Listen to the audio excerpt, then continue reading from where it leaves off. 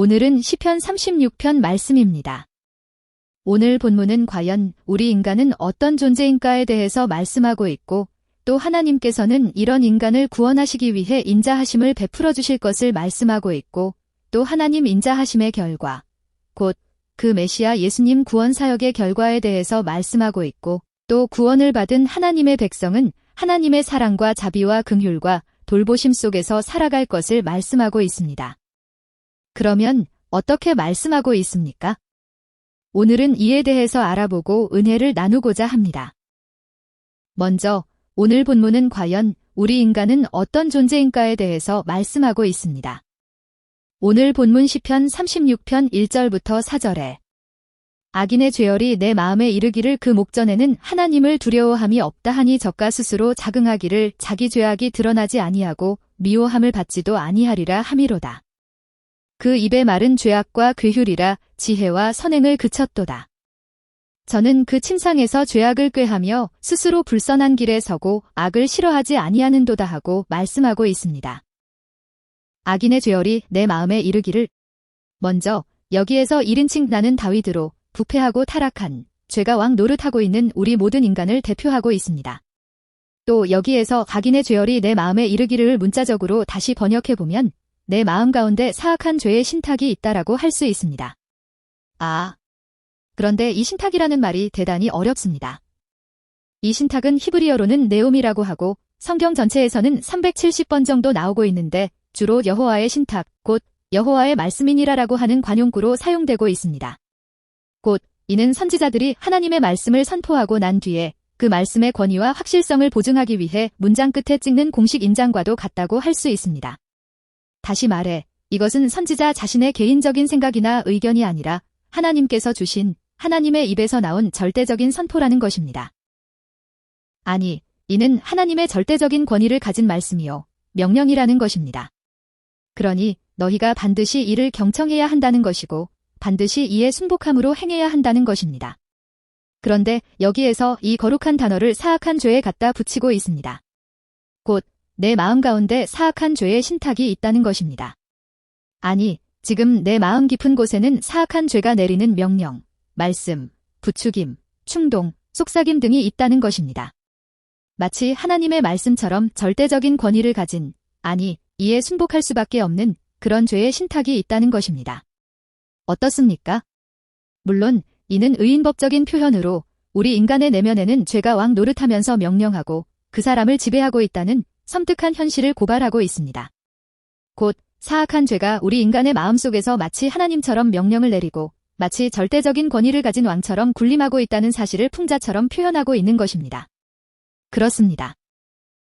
우리 사람의 내면을 가만 들여다보면 마치 죄가 왕이라도 되는 것처럼 우리 가운데 속삭이고 충동하고 부추기고 명령하고 있는 것을 봅니다. 야, 이번 한 번만 눈을 딱 감고 술을 마셔보는 것이야.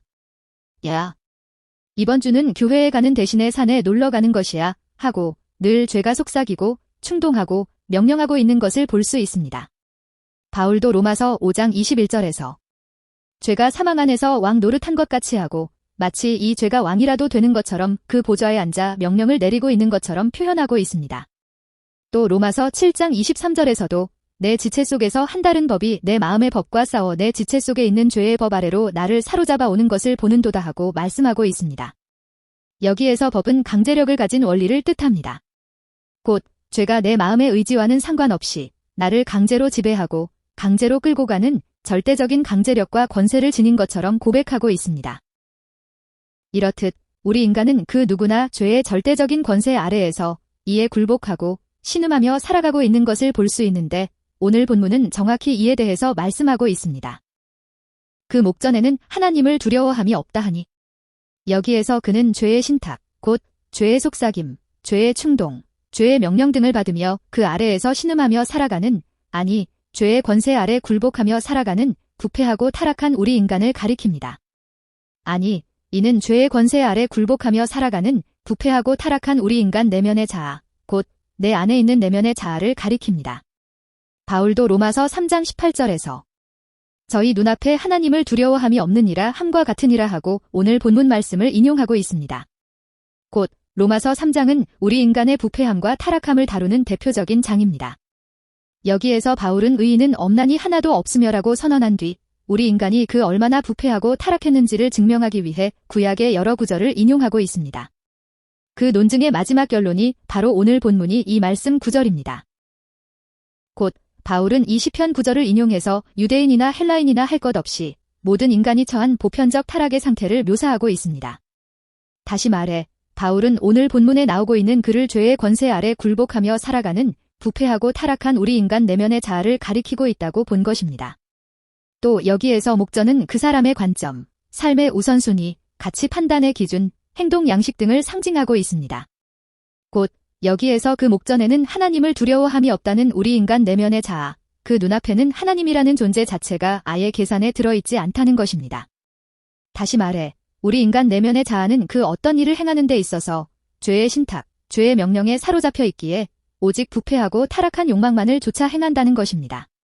마땅히 창조주가 되시는 하나님을 두려워하고 의식해야 함에도 전혀 그렇지 아니하고 오직 부패하고 타락한 욕망만을 쫓아 행하는 곧 지금 이 말씀은 우리 인간은 과연 어떤 존재인가에 대해서 말씀하고 있습니다.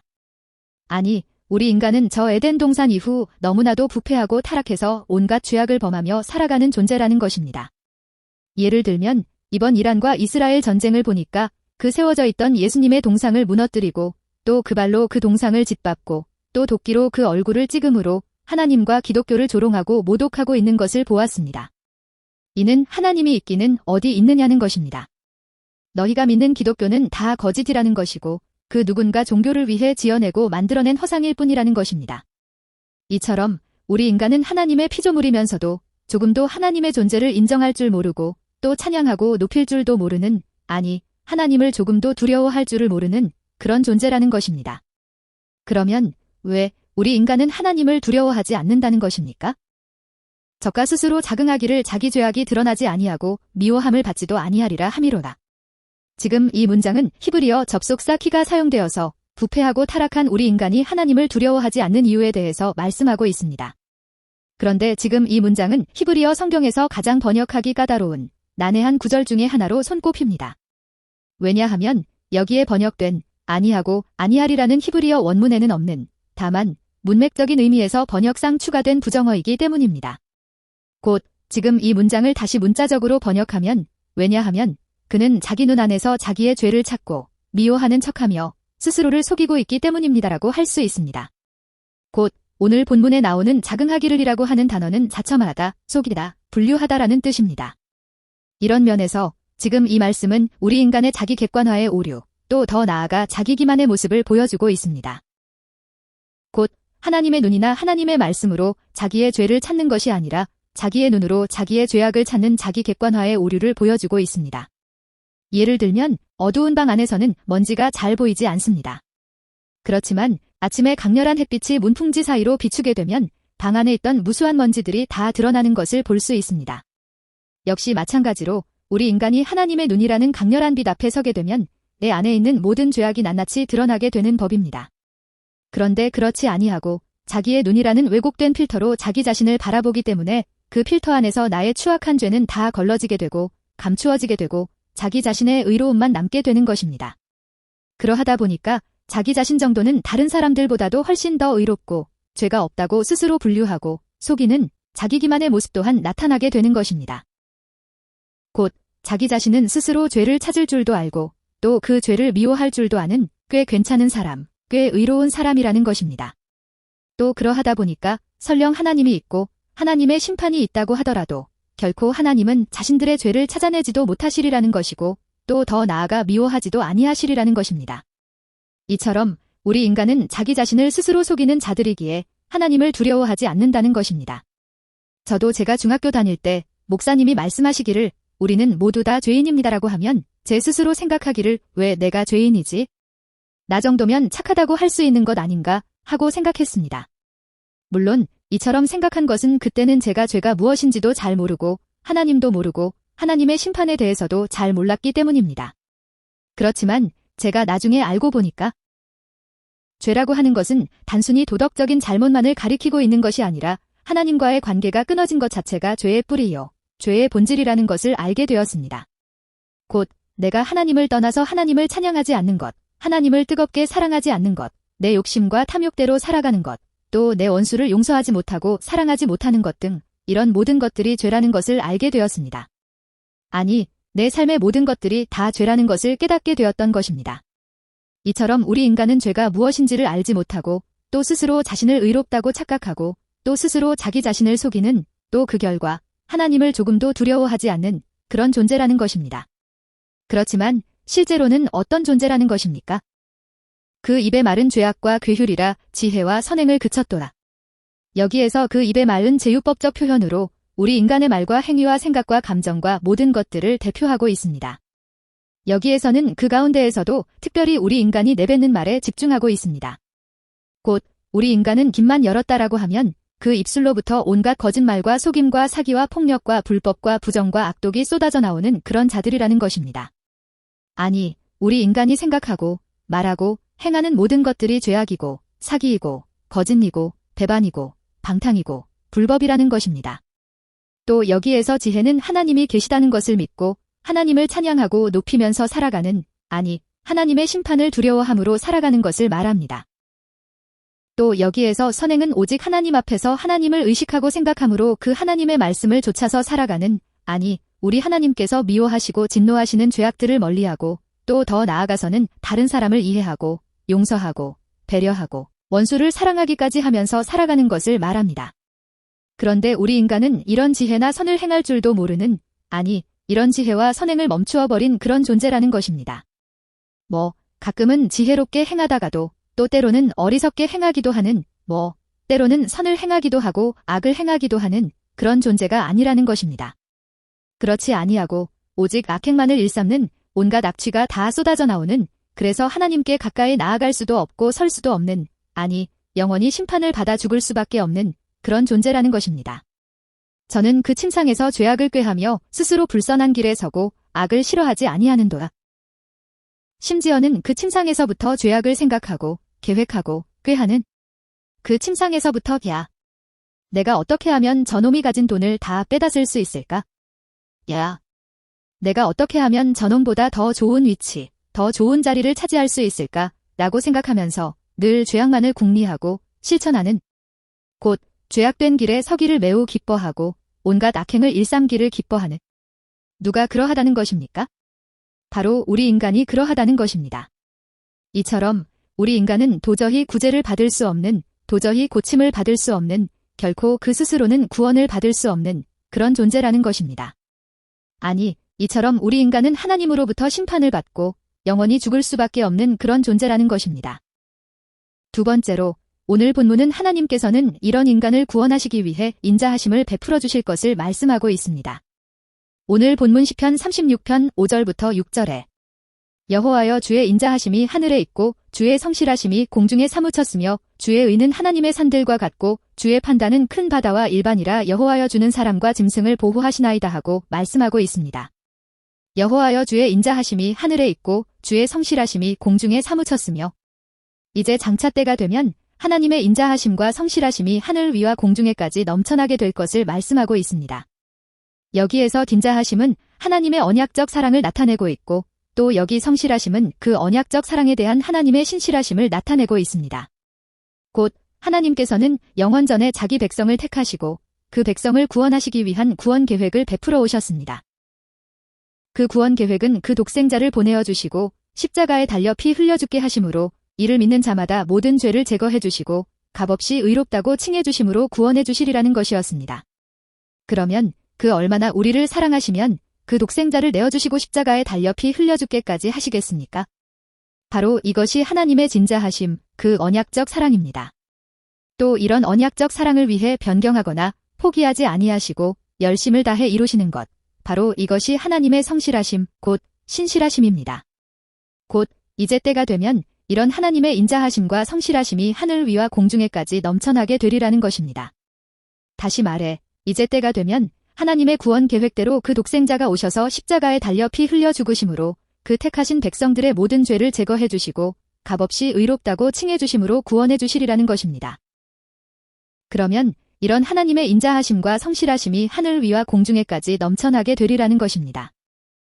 주의 의는 하나님의 산들과 같고 주의 판단은 큰 바다와 일반이라 여호와여 주는 사람과 짐승을 보호하시나이다. 여기에서 주의 의는 1차적으로는 그 독생자의 사역을 통해 나타나게 되는 하나님의 사랑과 긍휼과 용서와 자비와 거룩하심 등과도 같은 하나님의 의로우심을 가리키고 있다고 할 수 있습니다. 그렇지만 궁극적으로는 그 독생자 보혈의 공로를 믿는 자마다 그 모든 죄를 제거해 주시고 값없이 의롭다고 칭해 주시는, 아니 그 죄인들에게 더시펴 주시는 하나님의 의를 가리키고 있다고도 할 수 있습니다. 곧 이제 때가 되면 그 메시아 예수님이 이 땅 가운데 오셔서 십자가에 달려 피 흘려 죽으심으로 그 백성들을 구원해 주시게 될 것인데, 그러면 이런 하나님의 사랑과 긍휼과 용서와 자비 등과도 같은 의로우심이 마치 하나님의 산들과 같으리라는 것입니다. 여기에서 하나님의 산들과 같고는 최상급적 표현이라고 할 수 있는데, 이는 하나님께서 지으신 모든 산 중에서도 가장 큰 산들이나 최고로 높은 산들과 같으리라는 것입니다. 곧 그 메시아 예수님의 사역으로 인해 나타나게 될 하나님의 사랑과 긍휼과 용서와 자비 등은 마치 저 큰 산들만큼이나 넘쳐나게 되리라는 것입니다. 아니, 또한 동시에 그 메시아 예수님의 사역으로 인해 그 죄인들에게 더시펴 주시는 하나님의 의가 마치 저 큰 산들만큼이나 넘쳐나게 되리라는 것입니다. 또 여기에서 주의 판단은 주의 공의라는 뜻으로 그 메시아 예수님의 통치 원리를 가리키고 있습니다. 곧 그 메시아 예수님이 왕으로서 오셔서 그 백성들을 다스리시고 통치하시게 되면 그 메시아 예수님의 공의와 사랑과 은혜가 이 온 땅 가운데 마치 저 큰 바다와도 같이 차고 넘쳐나게 되리라는 것입니다. 곧 그 메시아 예수님의 구원 사역의 결과 그 구원을 받는 자들이 이 온 땅 가운데 차고 넘쳐나게 되리라는 것이고, 그러면 그 다스리심과 공의로우심 또한 온 땅 가운데 차고 넘쳐나게 되리라는 것입니다. 여호와여 주는 사람과 짐승을 보호하시나이다. 그런데 여기 뜬금없이 짐승이라는 단어가 나오고 있습니다. 이는 하나님을 대적하는 인간을 향한 하나님의 인내와 언약적 사랑이 그 얼마나 거대한지를 극대화하여 보여주는 장치입니다. 곧 하나님은 무지하고 이성이 없는 짐승 한 마리까지도 돌보시고 먹이시고 입히시는 사랑으로 넘쳐나시는 분이시라는 것을 강조하고 있습니다. 다시 말해 하나님은 이처럼 측량할 수도 없는 크신 사랑으로 저 들판의 짐승 한 마리까지도 다 먹이시고 보호하시듯이 마치 짐승과도 같이 자기 자신을 지으신 하나님도 모르고 하나님을 떠나서 온갖 죄악을 범하며 살아가는 우리네 인생을 보호해 주시리라는 것입니다. 물론 여기에서 보호하시나이다는 구원하다라는 뜻으로 제유법적 표현으로 그 백성들에게 베풀어 주시는 하나님의 모든 은혜와 행하심 등을 대표하고 있습니다. 곧 지금 이 말씀은 이제 때가 되면 이런 메시아 예수님의 사역으로 인해 마치 짐승과도 같은, 아니 마치 짐승처럼 살아가던 사람들이 구원함을 받고 그 지켜주심과 채워주심과 응답하심 속에서 살아가게 되리라는 것입니다. 세 번째로 하나님의 인자하심의 결과, 곧 그 메시아 예수님의 구원 사역의 결과에 대해서 말씀하고 있습니다. 오늘 본문 시편 36편 7절부터 9절에 하나님이여 주의 인자하심이 어찌 그리 보배로우신지요. 인생이 주의 날개 그늘 아래 피하나이다. 저희가 주의 집에 살찐 것으로 풍족할 것이라. 주께서 주의 복락의 강수로 마시우시리이다. 대저 생명의 원천이 주께 있사오니 주의 광명 중에 우리가 광명을 보리이다 하고 말씀하고 있습니다. 하나님이여 주의 인자하심이 어찌 그리 보배로우신지요. 인생이 주의 날개 그늘 아래 피하나이다. 여기에서 인생이 주의 날개 그늘 아래 피하나이다는 마치 그 병아리들이 그 엄마 닭의 날개 그늘 아래에서 쉼을 얻고 평안함을 얻는 것처럼 이 땅에서 온갖 고난과 고통과 환난 가운데에서 살아가던 인생들이 비로소 우리 하나님 안에서 쉼을 얻고 평안히 살아가게 되리라는 것을 나타내고 있습니다. 곧 지금 이 말씀은 장차 때가 되면 그 메시아 예수님을 통해 구원받은 인생들이 마침내 하나님 안에서 쉼과 평안을 얻을 뿐만 아니라 자신들을 구원해 주신 하나님의 언약적 사랑을 찬양하고 높이게 될 것을 말씀하고 있습니다. 저희가 주의 집에 살찐 것으로 풍족할 것이라. 주께서 주의 복락의 강수로 마시우시리이다. 여기에서 주의 집에 살찐 것과 복락, 제된, 의 강수는 제유법적인 표현으로 하나님께서 그 구원을 받은 백성들에게 베풀어 주시는 은혜와 좋은 것과 풍성한 것과 기쁨과 즐거움 등을 가리킵니다. 곧 영원한 생명과 부활의 신령한 몸과 또 천국의 풍요로움과 넉넉함과 기쁨과 즐거움과 평안과 안식과 위로와 이런 모든 것 등을 가리킵니다. 곧 지금 이 말씀은 이제 장차 때가 되면 그 메시아 예수님 구원 사역의 결과 우리 인간이 부패하고 타락하기 전 저 에덴 동산에서 누렸었던 바로 그와 같은 복락을 누리면서 살아가게 될 것을 말씀하고 있습니다. 다시 말하면 이 땅에서 온갖 고난과 환난 가운데에서 살아가던 인생들이 이제 때가 되면 그 메시아 예수님 사역의 결과 하나님께서 베풀어 주시는 은혜와 온갖 좋은 것과 풍성한 것과 기쁨과 즐거움 속에서 살아가게 되리라는 것입니다. 자, 지금 이러한 예언이 어떻게 되었습니까? 지금 이러한 예언이 우리 가운데 함께하고 있는 것을 볼 수 있습니다. 곧 우리 가운데 하나님께서 베풀어 주시는 은혜와 온갖 좋은 것과 풍성한 것과 기쁨과 즐거움 등이 함께하고 있는 것을 볼 수 있습니다. 그렇지만 이런 예언은 저 천국에서 온전히 이루어지고 성취될 것입니다. 그렇다고 한다면 왜 이렇게 되리라는 것입니까? 대저 생명의 원천이 주께 있사오니 주의 광명 중에 우리가 광명을 보리이다. 지금 이 말씀은 앞절에서 말씀하고 있는 그런 복들에 대한 기원, 그러한 복을 가져오는 바탕, 그 연유에 대해서 말씀하고 있습니다.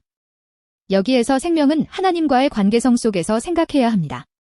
곧 우리 인간은 저 에덴 동산에서 죄를 범함으로 영적으로는 이미 하나님과의 관계가 단절된 죽어있는 자라고 할 수 있고 또 저 영원한 죽음, 저 영원한 둘째 사망, 저 지옥 불못을 향해서 나아가고 있는 자라고 할 수 있습니다. 그런데 하나님께서는 그 독생자를 이 땅 가운데 보내어 주시고 십자가에 달려 피 흘려 죽게 하심으로 이를 믿는 자마다 그 영적인 죽음에서 벗어나 다시 살 수 있게 해주셨습니다. 곧 그 끊어졌던 하나님과의 관계를 다시 회복할 수 있게 해주신 것입니다. 다시 말해 예수 그리스도 보혈의 공로를 믿는 자는 그 누구나 영적인 죽음에서 벗어나 영원한 생명으로 다시 옮기움을 받은 자라고 할 수 있습니다. 바로 이것이 오늘 본문에서 말씀하고 있는 생명의 의미입니다. 곧 지금 이 말씀은 우리 인간의 이런 생명은 하나님께서 보내어 주신 메시아, 예수님 보혈의 공로를 믿느냐, 아니 믿느냐에 달려있다는 것입니다. 이에 대해 다윗은 다시 한번 더 다음과 같이 말씀하고 있습니다. 주의 광명 중에 우리가 광명을 보리이다. 여기에서 첫 번째 광명은 빛이라는 뜻으로 장차 이 땅 가운데 오시는 메시아 예수님을 상징하고 있습니다. 곧 이 단어는 요한복음에서도 말씀하고 있는 것처럼 에덴 동산에서 죄를 범한 이후 우리 인간이 처한 상황, 곧 그 어둠과 캄캄함에서 기인하고 있다고 볼 수 있습니다. 다시 말해 그 메시아 예수님은 바로 이런 인간을 구원해 주시기 위해서 이 땅 가운데 오시는 분이시라는 것입니다.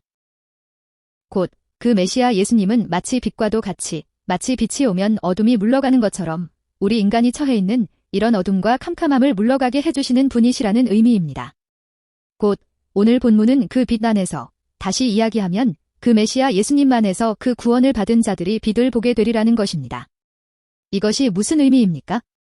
정리해보면 오늘 본문에 나오고 있는 첫 번째 광명은 메시아 예수님을 상징하고 있다면 두 번째로 나오고 있는 광명은 우리 인간이 처한 어둠, 캄캄함과 대조되는 의미에서의 빛을 가리키고 있습니다. 곧 두 번째로 나오고 있는 광명의 의미는 그 구원받은 자들이 그 캄캄함과 어둠에서 벗어나 그 어둠과는 대조가 되는 빛 가운데 거하게 되리라는 것을 나타내고 있습니다. 이를 한마디로 이야기하면 그 고난과 환난과 고통과 슬픔과 사망과 멸망 가운데 처해 있던 자들이 그 메시아 예수님의 사역으로 인해 거기에서 벗어나 마침내 영생 복락을 얻고 저 천국에서 영원히 살아가게 되리라는 것입니다.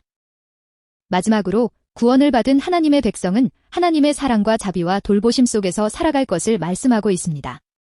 오늘 본문 시편 36편 10절부터 12절에 주를 아는 자에게 주의 인자하심을 계속하시며 마음이 정직한 자에게 주의 의를 베푸소서. 교만한 자의 발이 내게 미치지 못하게 하시며 악인의 손이 나를 쫓아내지 못하게 하소서. 죄악을 행하는 자가 거기 넘어졌으니 엎드러지고 다시 일어날 수 없으리이다 하고 말씀하고 있습니다. 주를 아는 자에게 주의 인자하심을 계속하시며 마음이 정직한 자에게 주의 의를 베푸소서. 여기에서 주를 아는 자는 하나님이 계시다는 것을 믿고 하나님의 다스리심과 통치하심도 믿고 또 그 하나님이 그 독생자를 보내어 주셔서 구원해 주셨다고 믿는 하나님의 백성을 가리킵니다. 또 여기에서 마음이 정직한 자도 자기 자신은 죄로 인해 영원히 죽게 되었다는 것을 알고 고백하는, 그러므로 하나님께서 보내어 주신 독생자 보혈의 공로를 믿음으로 구원을 받은 하나님의 백성들을 가리킵니다. 곧 지금 이 말씀은 그 메시아 사역의 결과, 그 구원을 받은 하나님의 백성들이 계속해서 하나님과의 사랑과 자비와 긍휼과 돌보심 속에서 또 교제 속에서 살아갈 것을 말씀하고 있습니다. 곧 그 구원을 받은 하나님의 백성이 그 고난 가운데 부르짖으면 하나님께서 내가 여기 있도다 라고 하시며 들어주시고 응답해 주시리라는 것입니다. 교만한 자의 발이 내게 미치지 못하게 하시며 악인의 손이 나를 쫓아내지 못하게 하소서. 죄악을 행하는 자가 거기 넘어졌으니 엎드러지고 다시 일어날 수 없으리이다. 여기에서 교만한 자의 발과 악인의 손은 제유법적 표현으로 하나님의 백성이 이 땅에서 살아가는 동안 당하게 되는 모든 고난과 환난 등을 대표하고 있습니다. 곧 지금 이 말씀도 그 메시아 예수님 사역의 결과, 그 구원을 받은 하나님의 백성은 하나님과의 사랑과 돌보심 속에서 살아가게 되므로 그런 고난과 환난 등에서 벗어나 행복하게 살아가게 될 것을 말씀하고 있습니다. 자, 그러면 이런 예언이 어떻게 되었습니까? 물론 지금 이런 예언은 우리와 함께하고 있는 것을 볼 수 있습니다. 곧 예수 그리스도 보혈의 공로를 믿는 자마다 하나님께서 함께하시고 성전 삼아주시고 지켜주시고 돌봐주시는 것을 볼 수 있습니다. 아니, 예수 그리스도 보혈의 공로를 믿는 자마다 사단의 미혹과 공격에서 벗어나 자유하게 살아가고 있는 것을 확인해 볼 수 있습니다. 그렇지만 물론 이런 예언들도 저 천국에 들어가서야 온전히 이루어지고 성취되게 될 것입니다. 그렇지만 악인들은 어떻게 되리라는 것입니까? 죄악을 행하는 자가 거기 넘어졌으니 엎드러지고 다시 일어날 수 없으리이다. 여기에서 죄악을 행하는 자는 하나님이 계시다는 것을 믿지 않고 그 다스리심도 믿지 않고 또 독생자 보혈의 공로도 믿지 않는 불신자들을 가리킵니다.